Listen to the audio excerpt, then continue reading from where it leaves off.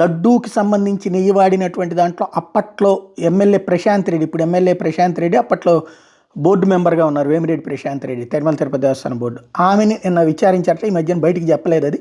నెల్లూరులోనే ఆమెను ప్రశ్నించారట. 2019 సెప్టెంబర్ నుంచి 4 నెలల పాటు నేను ఉన్నాను కొనుగోలు కమిటీ సభ్యురాలుగా.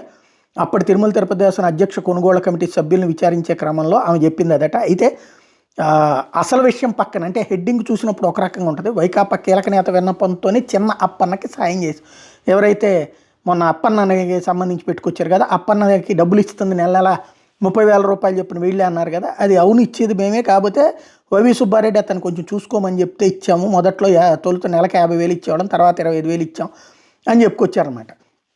అంటే అతను మరి అంత కేవలం అంతే ఉన్నటువంటి అతని అకౌంట్లోనేమో 4 కోట్లు ఉంది. రెండవది ఏంటంటే అతను ఇది చేశాడు అని చెప్పడం. మరి నిజంగా కనుక చేసుంటే కనుక అతని దగ్గర ఇంకెక్కువ ఉండేది కదా, ఇది తీసుకోవాల్సిన కర్మ లేదు కదా.